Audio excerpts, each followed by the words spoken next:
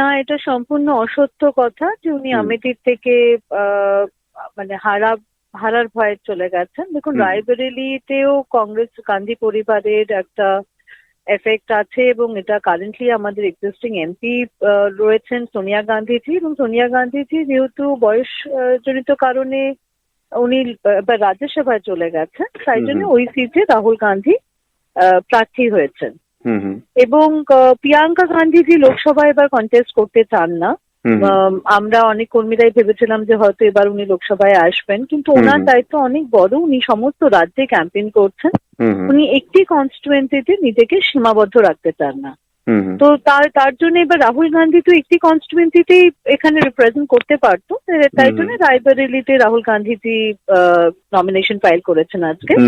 এবং আমেথিতে ওখানকার যিনি আমাদের লোকাল লিডার KL শর্মা, বহু বছর ধরে উনি কংগ্রেসের সাথে ওখানে রয়েছেন, জড়িত রয়েছেন, এবং কংগ্রেসের পুরো ক্যাম্পেইন এবং অর্গানাইজেশন ওখানে উনি ম্যানেজ করেন, খুবই কেপেবল লিডার। তাকে আমরা ক্যান্ডিডেট করেছি। এবং পরিষ্কার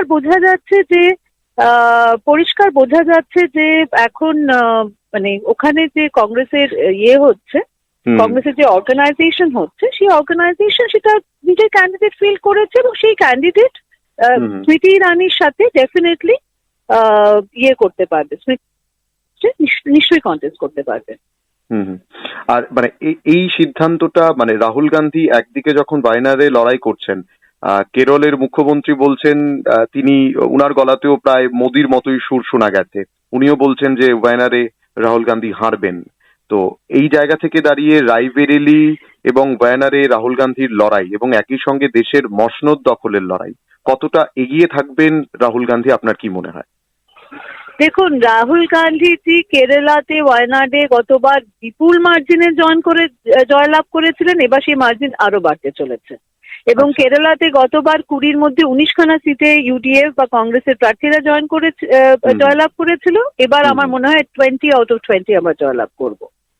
দেখুন, এটা হচ্ছে জাতীয় একটি নির্বাচন, লোকে জাতীয় দলকেই বেছে নেবে এবং কংগ্রেসকে বেছে নেবে, এবং কংগ্রেস অর্গানাইজেশনালি কেরালাতে যথেষ্ট স্ট্রং। এবং আমার মনে হয় গতবারের থেকেও আমরা বেটার পারফর্ম করবো এবার, এবং লোকসভার পুরো 20টা সিট আমরা ওখানে জিততে চলেছি। এবং তার সাথে সাথে খুব কম নেতাই আছে আজকের দিনে ভারতবর্ষে যিনি দক্ষিণ ভারতে এবং উত্তর ভারতে একসাথে কন্টেস্ট করতে পারেন। আমার মনে হয় স্বয়ং মোদিজিও বোধহয় দক্ষিণ ভারতে কোনো সিটে গিয়ে কন্টেস্ট করার কথা ভাববেন না। উনি প্রথমবার 2014-তে উনিও দুটো কনস্টিটুয়েন্সিতে উনি কন্টেস্ট করেছিলেন, বারাণসীতে করেছিলেন, এবং তার সাথে সাথে উনি গুজরাটেও কন্টেস্ট করেছিলেন। কিন্তু দক্ষিণ ভারতে গিয়ে উনি কোনোদিন কন্টেস্ট করার কথা ভাবেননি। তো সেই জন্য আমার মনে হয় এরকম খুব কম নেতা আছে যিনি দক্ষিণ ভারতে এবং উত্তর ভারতে একসাথে কন্টেস্ট করার ক্ষমতা রাখে, এবং রাহুল গান্ধী সেরকম নেতা।